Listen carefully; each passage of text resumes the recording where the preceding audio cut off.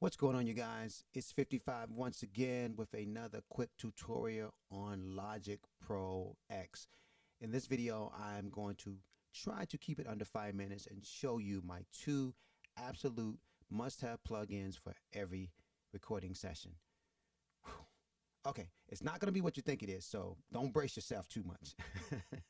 Before I get started, I want to give a big shout out to my production team. I call them my production team, like I have them on staff. No, actually, it's a company called Soul For Real Beats. Soul For Real Beats is where I get majority of my music.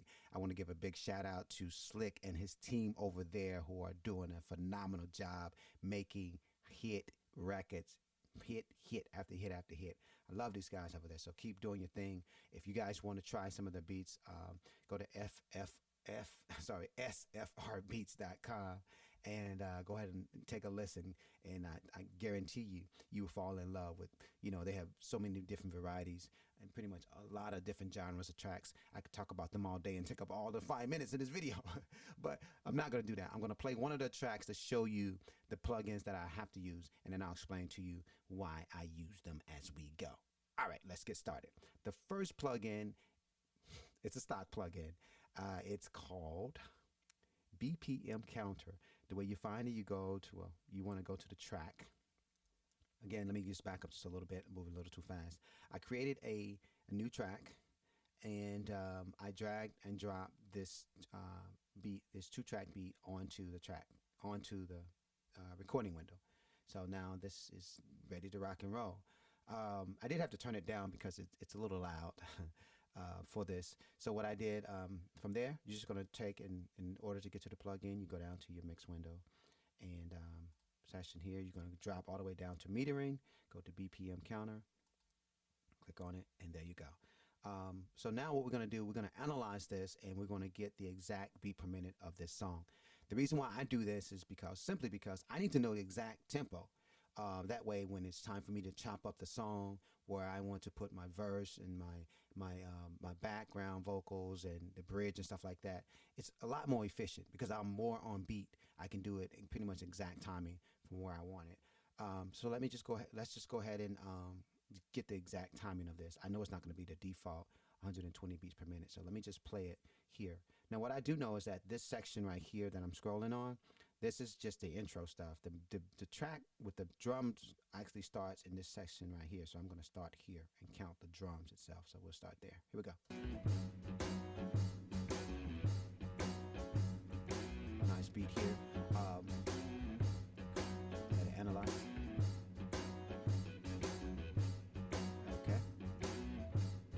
Okay.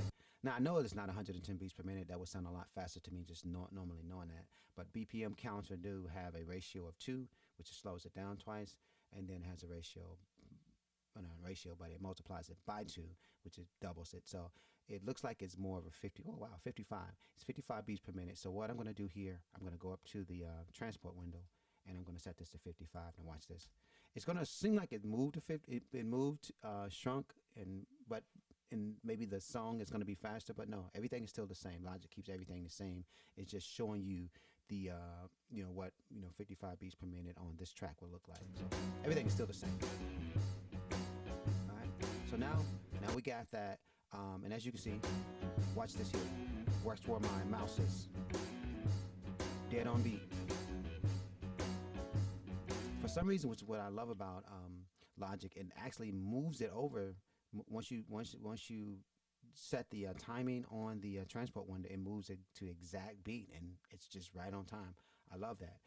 The second one, pretty much the same thing, the same rationale behind it, is a third-party plugin made by a company called Hornet. Hornet makes this plugin called Songkey. This is Songkey MK2. And Songkey MK2 is pretty much the same idea, but it lets me know the exact key that the song is in. Now, I know that I think Auto-Tune has one in one of their plugins, and there's a couple other ones that are out there. But for me, this one here is the most efficient, and it is pretty much the least expensive. So most efficient, least expensive. You can't beat that. So what I'm gonna do is pretty much the same thing, and I'm gonna find out what key this is in, and then we'll set it in this section right here. So let's go ahead and play it again while it analyzes.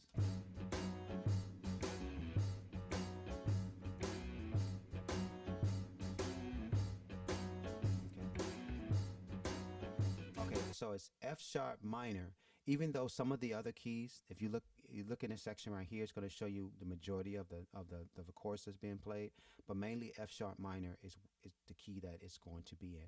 Now this, when I change it here to F sharp minor, it's not going to change it's not going to change the key of the song. It's still the same. But the thing is that the beauty of it is now when I use other plugins like Auto Tune, I will know what key that the song is in, and then if you have another person who's playing a live instrument like keys or strings or guitar and stuff like that, they'll also know what key it is, and it's good. It's a good reference point. So these are the two plugins that I absolutely must use before I start my session. I do hope that it is informative to you guys and that you can start using it. Put it on your main track, and it's make it a lot more efficient for you guys. I really appreciate you taking the time to listen, follow, like, subscribe, do what you do. 55 out, and I will talk to you in the next video.